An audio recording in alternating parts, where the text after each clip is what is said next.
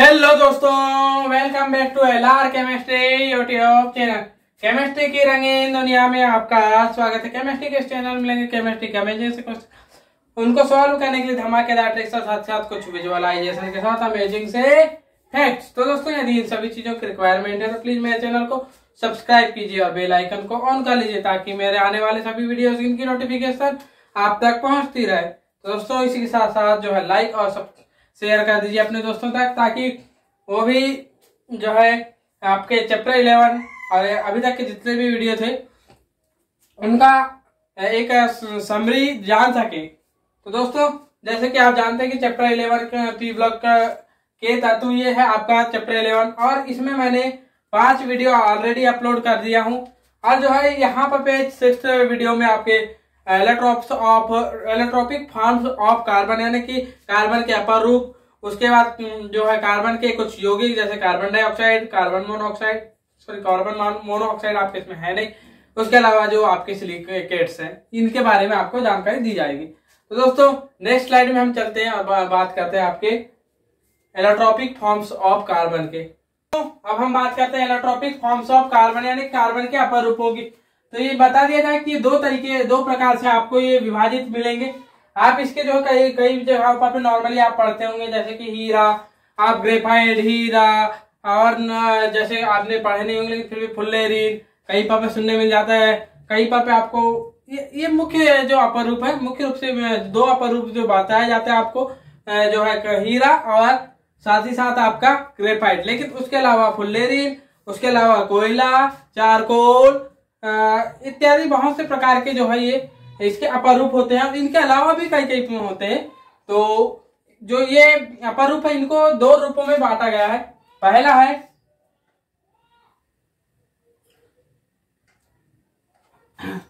हो जाता है crystalline and second one is amorphous.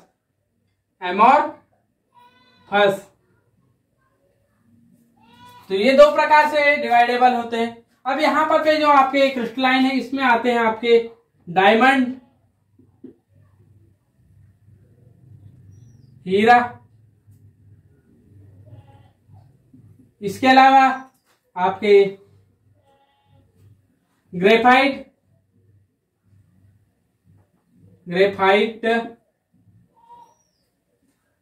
इसको हिंदी में भी ग्रेफाइट ही कहेंगे,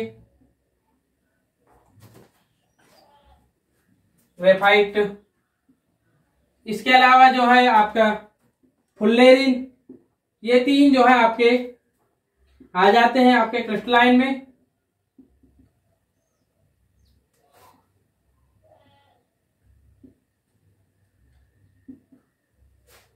और इसके अलावा एमोर्फस में जब आप आएंगे तो यहां पर आपको सबसे पहले तो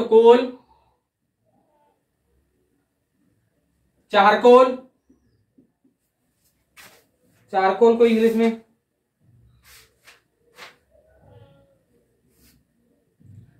वुड चारकोल, इसको कहते हैं हम चारकोल ही इंग्लिश में भी कहा जाता है। और साथ ही साथ जो है आपके काजल, जिसे कहते हैं हम सूट, ये है। तो ये हो गए आपके इसके अपर रूप। अब यहां पर जो आपका आपने पढ़ा ही होगा और आप जानते ही हैं कि दुनिया का सबसे कठोर पदार्थ जो है आपका डायमंड होता है। और डायमंड इतना कठोर होता है कि इसे तोड़ना काफी मुश्किल होता है। और ये विद्युत का सबसे ज्यादा कुचालक पदार्थ है, विद्युत का सबसे कुचालक पदार्थ है। ये बात तो आपको पता ही है, सबसे कुचालक पदार्थ।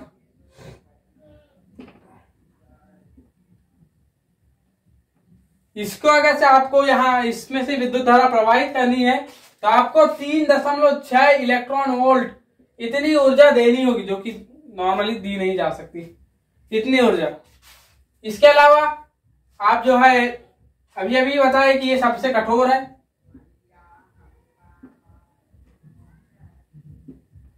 ये बात हो गई सबसे कठोर। इसके अलावा जो है आपका डायमंड जो है एक ऐसा था, तो इसका जो अपवर्तनांक निकालेंगे आप, तो अपवर्तनांक आपका मिलता है 2.45 म्यू, 2.45 म्यू। हम नेक्स्ट स्लाइड में अब दोबारा से इनके जो गुणधर्म है, मुझे लगता है कि फिर से यह बता दिया जाए। तो अब हम बात कर रहे थे इसके प्रॉपर्टीज की, डायमंड की प्रॉपर्टीज की बात कर रहे थे, गुणधर्मों की। तो इसमें जो है सबसे पहली बात तो हमने बात की थी कि ये सबसे कठोर पदार्थ है, सबसे कठोर पदार्थ है। फिर सबसे कुचालक पदार्थ भी है, सबसे कुचालक। और इसमें से आपको ऐसी विद्युत धारा प्रभावित करनी ही है तो 3.6 इलेक्ट्रॉन वोल्ट ऊर्जा देनी होगी। अब इसके अलावा जो है आपके जो, ये तो बात रही सबसे कुचालक। इसके अलावा जो इसका अपवर्तनांक निकालेंगे आप, तो अपवर्तनांक इसका होता है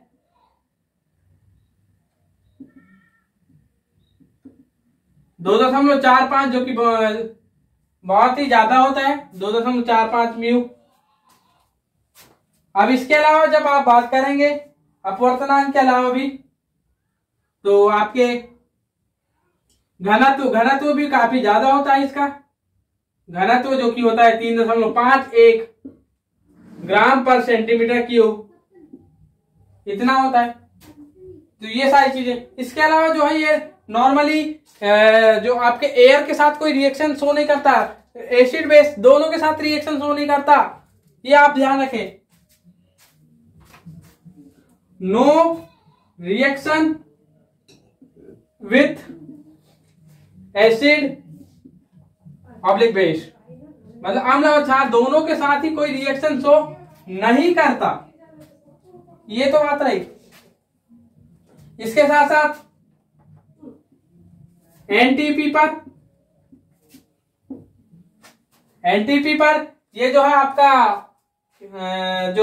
हीरा है, हीरा नो रिएक्शन विथ, फिर से नो रिएक्शन विथ एयर। अब इस बार एयर से भी नहीं करेगा, लेकिन अगर से आप इसका जो है टेम्परेचर बढ़ाते हैं,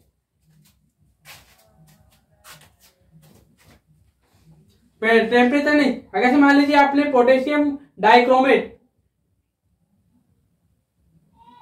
KMnO4 का यूज किया, तो ये इसको जो है आपका हीरा जो है KMnO4 के उपस्थिति में ऑक्सीडाइज्ड हो जाएगा। इसकी उपस्थिति में कैसा हो जाएगा? ऑक्सीडाइज्ड हो जाएगा। और ऑक्सीडाइज्ड होगा तो यहाँ पर भी ये फुल्ली ऑक्सीडाइज्ड नहीं होगा, ये अपूर्ण दहन होगा। यहाँ पर आप जो देखेंगे तो अपूर्णता से इसका ऑक्सीकरण होगा और ये देगा कार्बन मोनोऑक्साइड देगा, याद रखें कार्बन मोनोऑक्साइड देगा। इसके अलावा साथ ही साथ जो है आपको बता दिया जाए कि ये जो है निर्वात में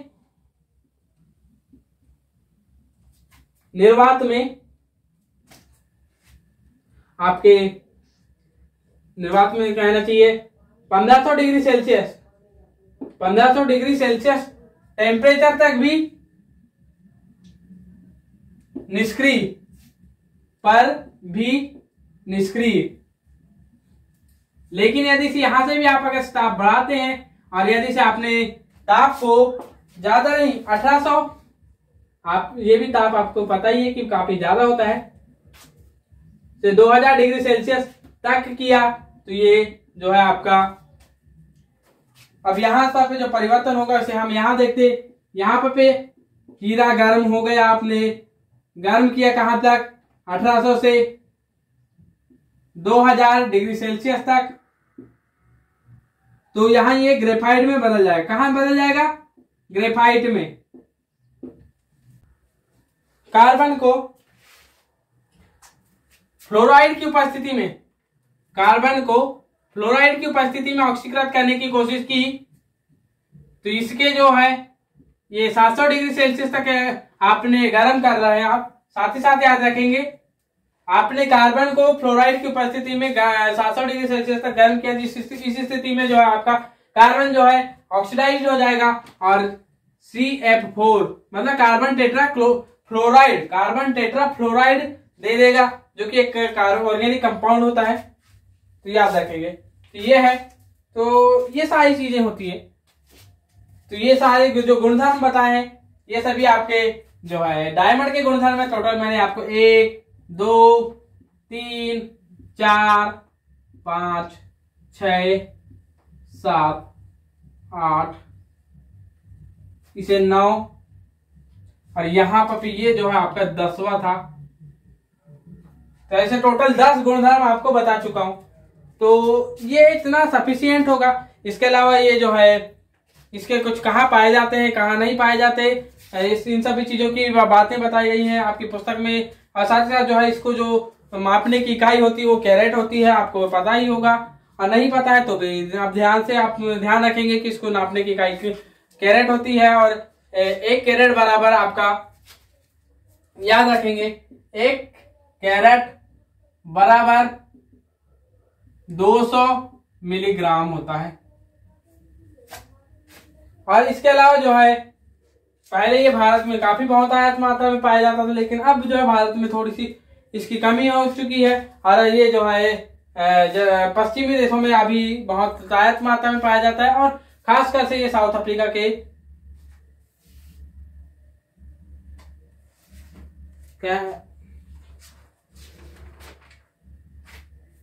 पिम्प साउथ अफ्रीका के पिम्प नामक जगह पर ये काफी, और अब इसका मुख्य केंद्र बन चुका है पिम्प हीरा का। तो ये रही आपके सबसे कठोर तत्व के जो सबसे कठोर पदार्थ की बात। अब हम बात करते हैं एक और कार्बन के अपरूप या फिर कह दें हम कार्बन के सुचालक अपरूप की बात। अब हम बात करते हैं ग्रेफाइट की।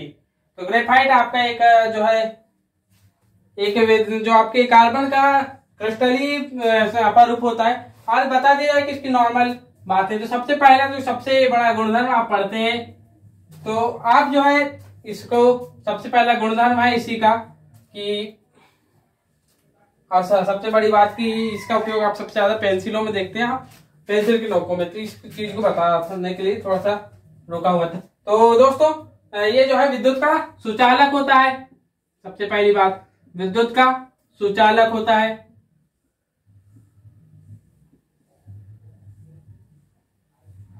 दूसरी बात आप नॉर्मली देखते ही होंगे ये जो है गहरा भूरे रंग का होता है, गहरा भूरे रंग का ठोस पदार्थ होता है। इसके अलावा जो है आप बात करेंगे इसमें तो इसका घनत्व जो है आपका 2.1 से लेकर के 2.3 ग्राम पर सेंटीमीटर क्यूब होता है। इसके अलावा जो है इसमें फिर चौथी बात की, इसमें धात्विक चमक पाई जाती है, चमक होती है।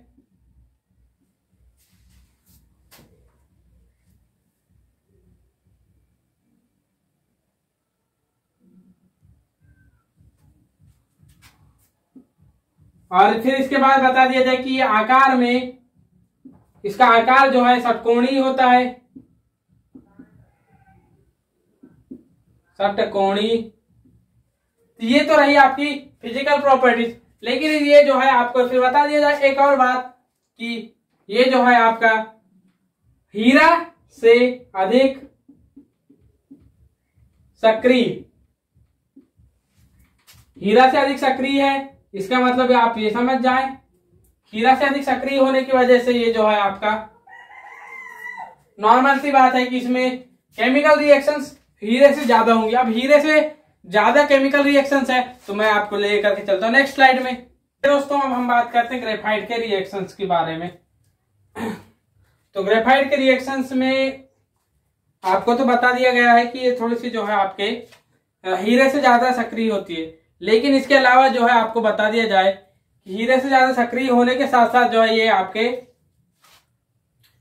कई कई जगहों पर पे सक्रिय तो है ही रहते ज्यादा, लेकिन कई कई जगहों पर पे रिएक्शन होने के, जैसे कि वायु की अनुपस्थिति है तो ये वहां पर पे कोई रिएक्शन, वायु की अनुपस्थिति वो तो खैर बात ही का था, लेकिन वायु की उपस्थिति में भी किसी अन्य गैसों से कोई रिएक्शन शो नहीं करती ग्रेफाइट। लेकिन जब वो ऑक्सीजन की उपस्थिति में आती है तो ऑक्सीजन से जो डायरेक्ट रिएक्शन करके आपको कार्बन डाइऑक्साइड देखने को मिल जाएगी। तो आपको अब यहाँ से जो है आपको पता चल गया होगा कि जो आप कार्बन से आप जो है डायरेक्ट ऑक्सीजन जो प्राप्त, ऑक्सीजन की एसिड रिएक्शन कराने के पश्चात कार्बन डाइऑक्साइड जो प्राप्त करते हैं वो जो है आपको समझ में आ गया होगा, वो सिर्फ और सिर्फ जो है ग्रेफाइट का जो होता है, जो कार्बन होता है वो ग्रेफाइट होता है, तो याद रखेंगे। उसके अलावा जो है कार्बन डाइऑक्साइड प्राप्त हो गए, ग्रेफाइट जो है क्लोरीन हो गया, इसके अलावा साथ ही साथ जो है क्लोरीन हो गया, चाहे कोई बेस हो गया या फिर डाइल्यूट एसिड हो गए, इनके साथ कोई रिएक्शन शो नहीं करेगा। डाइल्यूट एसिड हो गया, क्लोरीन हो गया, और साथ ही साथ जो है आप कहेंगे कि आपके डाइल्यूट एसिड, बेस, क्षार यानी क्षार, इनसे कोई रिएक्शन शो नहीं करेगा। तो आपके दिमाग में आ रहा होगा कि सर एक रिएक्शन ये होती है कार्बन प्लस क्लोरीन, यहाँ पर 2Cl2, इस तरीके से होती है कोई रिएक्शन ऐसी क्या? मैं आपको बता दूं जी नहीं, ये रिएक्शन नहीं होती। आपको ऐसे Cl4 प्राप्त करना ही है तो आप जो है मीथेन से प्राप्त कर सकते हैं। इसके अलावा कोई दूसरी रिएक्शन होती नहीं, और वो डिस्प्लेसमेंट रिएक्शन होती है, वो जो है थोड़ी सी जो ऑर्गेनिक केमिस्ट्री वहां पर आपको बताई जाएगी। इसके अलावा जो है आपके जो है ग्रेफाइट जो है, जो आपके ऑक्सीडेशन जो ऑक्सीडाइजिंग एजेंट होते हैं, KMnO4 H2SO4 का जो मिक्सअप होता है, या फिर KMnO4 और एसिड का मिक्सअप, तो ये जो है इसका ऑक्सीडेशन करेंगे। और ग्रेफाइट क्या है? कार्बन है, तो कार्बन का ऑक्सीडेशन होकर के हमें प्राप्त हो जाता है कार्बन डाइऑक्साइड। उसके अलावा जो ग्रेफाइट है वो जो है आपके एसिड के साथ जो है, एसिड के साथ जो है डायरेक्ट तो रिएक्शन शो नहीं करेंगे, लेकिन जब इसको पोटेशियम क्लोराइड की उपस्थिति में जब इसकी रिएक्शन कराई जाएगी तो आपको एक और अन्य एसिड देखने को मिलेगा, जो कि होता है ग्रेफेटिक एसिड, जिसका केमिकल फार्मूला होता है C11H4O5, ये होता है। अब जो है इसके अलावा जो है आपके कुछ और रिएक्शंस होती हैं, जिसका एक और जो है, जब आप बाकी इसमें एसिड्स में अन्य एसिड्स होते हैं, लेकिन यहाँ पर H2SO4 नहीं होता है, और H2SO4 जो है आपका H2SO4 रहेगा तो ये जो है आपको ब्लैक ग्रेफोन सल्फेट देखने को मिलेगा, ब्लैक ग्रेफोन सल्फेट आपको प्राप्त होता है। तो ये रही आपकी जो है ग्रेफाइट की केमिकल रिएक्शंस। अब हम बात करेंगे नेक्स्ट स्लाइड में ग्रेफाइट के जो है स्ट्रक्चर्स की बात कर लेंगे। ग्रेफाइट हुआ, और जो हम भूल चुके थे हीरे की स्ट्रक्चर, तो इन दोनों की स्ट्रक्चर्स के बारे में सबसे पहले हम हीरे की स्ट्रक्चर की बात कर लेंगे, उसके बाद ग्रेफाइट की, और उसके बाद फुल्लेरिन की बात फिर नेक्स्ट स्लाइड में अगली बार करेंगे।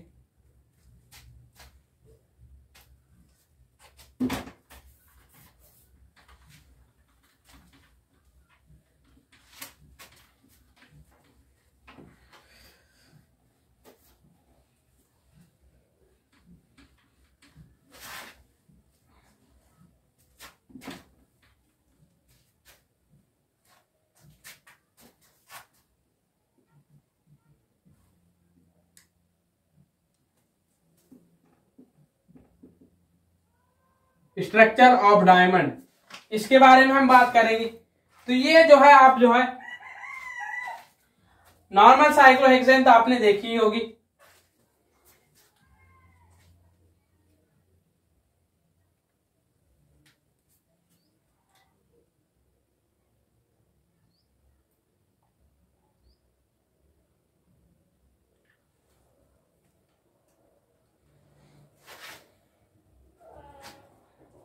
तो हम बोल रहे थे कि जो नॉर्मल साइक्लोहेक्सेन आपने देखी होगी, तो साइक्लोहेक्सेन की जो नॉर्मल स्ट्रक्चर होती है कुछ इस तरीके की होती है, बेंजीन की जैसी रिंग होती है इसमें।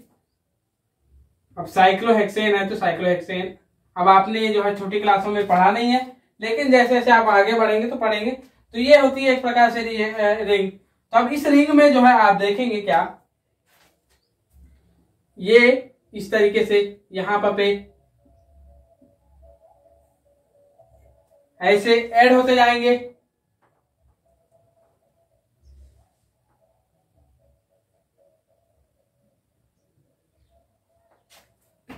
थोड़ा अच्छे से इसे बनाया जाए, तो जो कि कुछ इस तरीके के बनेंगे।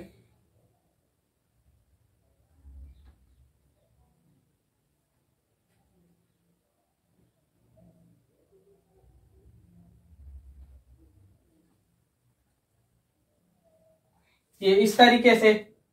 अब यहीं पर आप जो है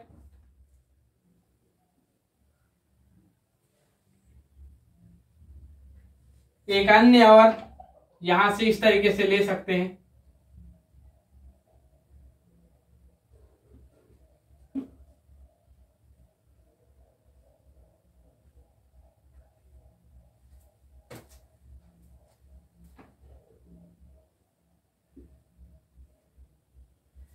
और यहां पर आप देख रहे होंगे, फिर उसके बाद यहां यहां यहां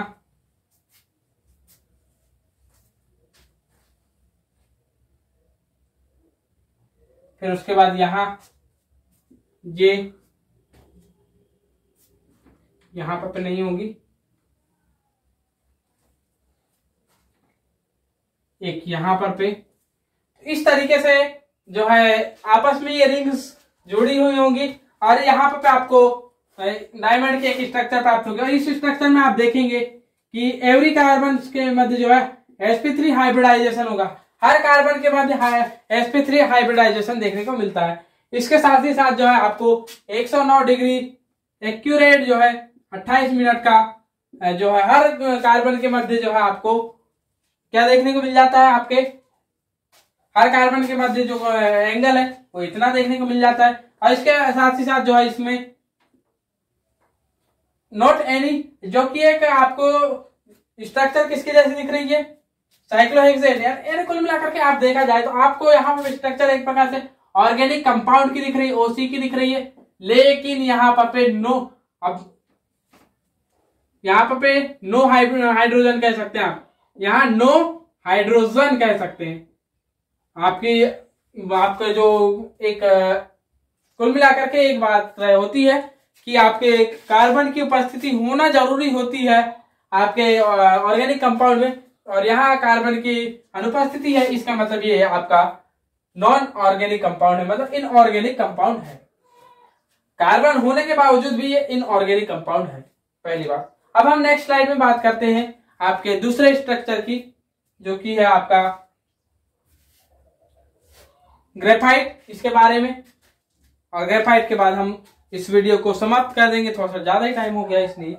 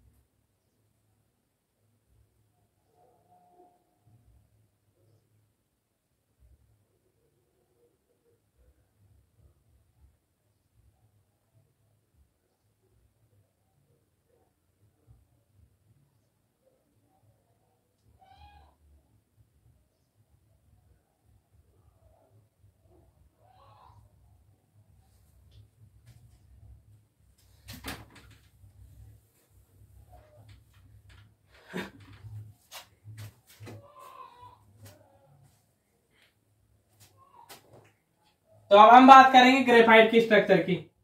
तो ग्रेफाइट में आप जो है यहाँ पर भी आप जो है देख सकते हैं कि एक प्रकार से आपका साइक्लोहेक्सेन जैसी रिंग होती है, इसमें भी इस तरीके से यहाँ पर दूसरा इस तरीके से जुड़ा होगा।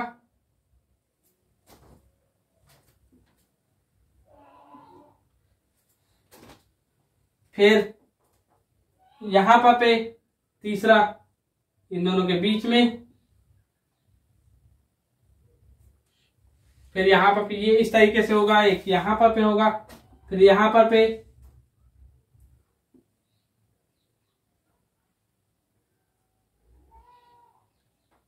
कुछ इस तरीके से आप देखेंगे।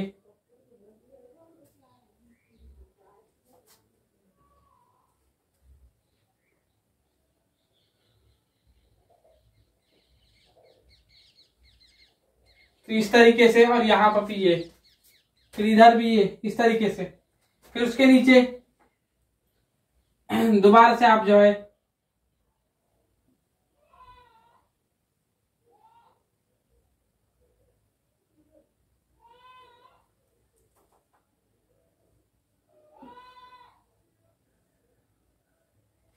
ये इस तरीके से, और यहां पर पे जो ये इस तरीके से, और यहां पर भी ये इस तरीके से, यहां आपके ये यहाँ पर भी जो ये कोना है, यहाँ पर जो ये वाला कार्बन है, यहाँ पर भी इस कार्बन से जुड़ जाएगा, फिर ये वाला कार्बन यहाँ पर भी इस तरीके से, ये इस तरीके से जोड़ते जाएंगे, ऊपर भी कुछ इसी तरीके से जुड़ेंगे।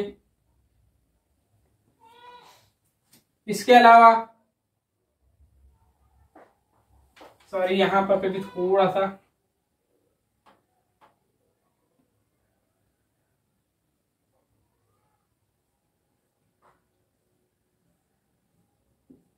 कुछ इस तरीके से रहेगा, फिर ये वाला यहाँ पर पे जुड़ जाएगा, और ये भी कुछ इस तरीके से जुड़ता हुआ जाएगा, ये भी इधर जुड़ता हुआ जाएगा, ये यहाँ जुड़ जाएगा, और फिर उधर, और ये यहाँ जुड़ेगा, ये नीचे, ये नीचे, ये भी नीचे जुड़ जाएगा, और ये ऊपर इस तरीके से जुड़ेगा। और ये भी थोड़ा सा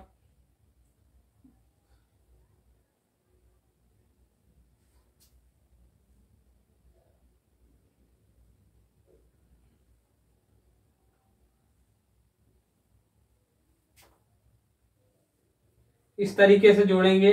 ये तो कुछ इस तरीके से स्ट्रक्चर बंद करके तैयार होते जाएगी। और यहाँ पर ये भी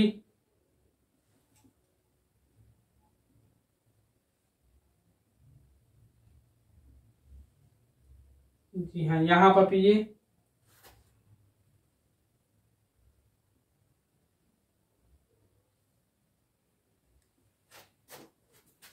और यहाँ पर ये